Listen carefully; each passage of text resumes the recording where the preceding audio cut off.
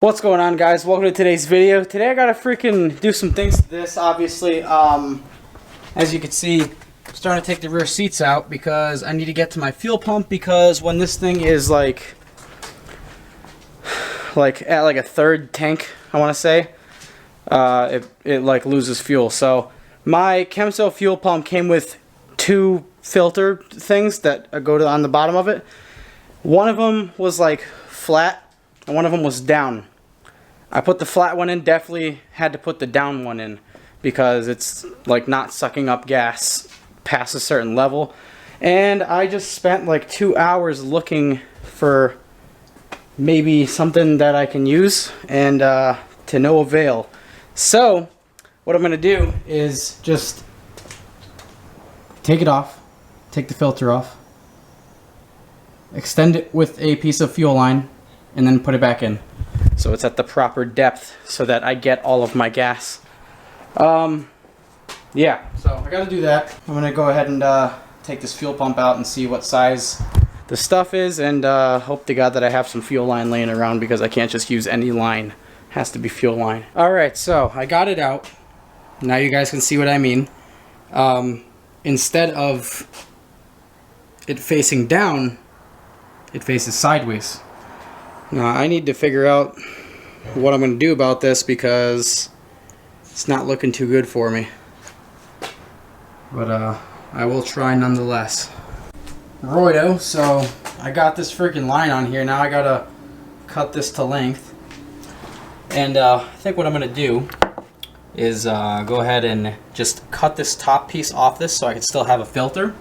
And I'm going to step drill that shit out until that hose fits very snugly in it. Tight, one would say. So I'm gonna do that, and yeah, we'll see how this goes. Righto, that should be way deep enough into the friggin' tank, and I still have a filter. We meant. Alright, I got the shit in. Took me longer than I wanted to, but we should be sorted now. I did cut this much off of it because I didn't want it, you know, it was I kind of had to force it in, and I was like, alright, I should probably make it easier. So I cut off, you know, 2 inches of it. Yeah, so I'm gonna hook up my freaking boombox because that's been unplugged. I've never bothered plugging it back in, and I guess we'll just drive this thing and see how she do. I guess we're doing good. It's not running out of fuel, and it's already past like where it would run out of fuel, so that's dope. That's one thing fixed. Let's freaking continue on with the day, eh?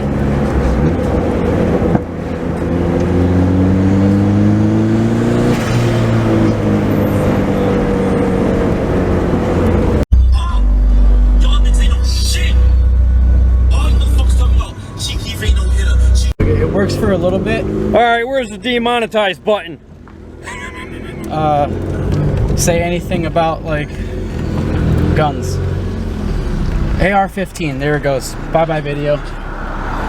That stands for assault rifle, if you guys didn't know.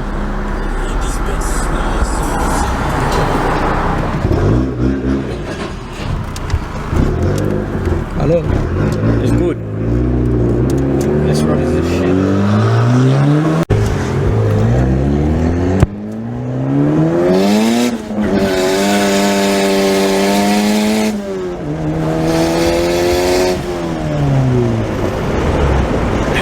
That goes pretty good, dude.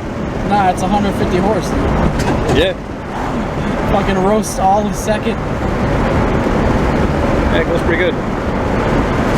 Not a slouch. Huh? It's not a slouch. Not a slouch. No. Shout out to my eBay Stage 4 clutch for not fucking slipping at all. Number 1. Number 2. About even. A little bit more. Number 3. Dead even. And there's number 4. Dope. I just retested number 1 because I didn't really I let it crank over 10 times for each, but number 1 I didn't.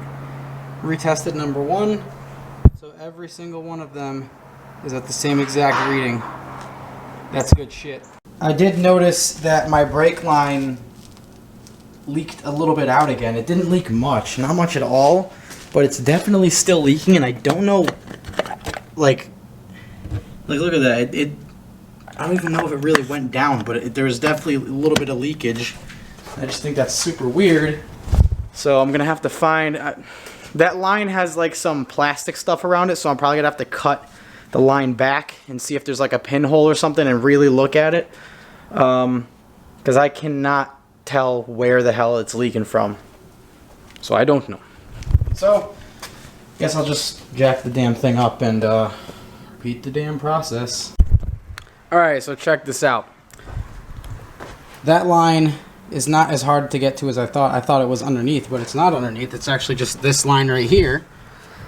And, I mean, it looks like it was rubbing a little bit, and the whole line from here down was, well, from like there down was wet.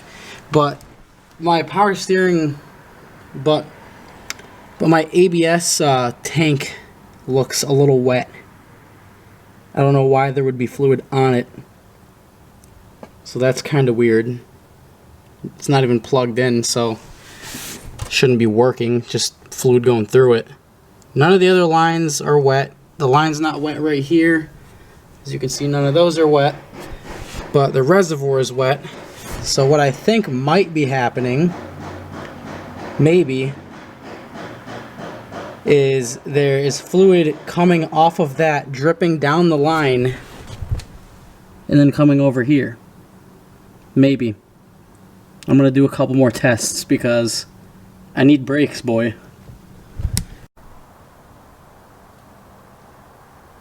Cool. I don't even really know what to film.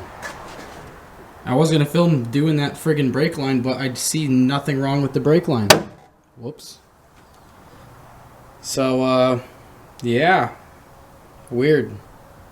Weird stuff.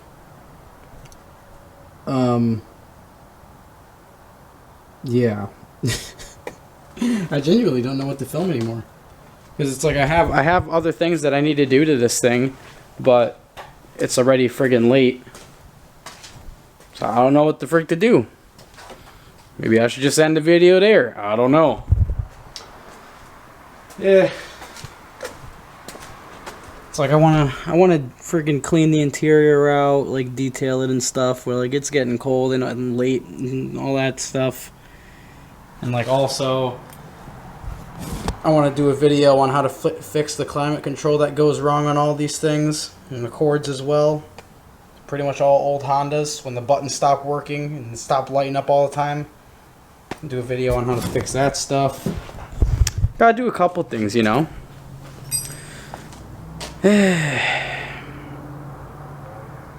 Yeah, well, I don't know. Maybe I'll just end the video there. So, hope you guys enjoyed. Got, like, a little pull-in. Showed you guys, you know, she's running good. Compression's mint. Very nice. Dead even all across the board. Originally, I thought the cylinder 1 was lower than the other ones, but I was like, it kind of looks the same. So I was like, all right, it's the same. But when I retested cylinder 1, it was at 175 like all the other ones.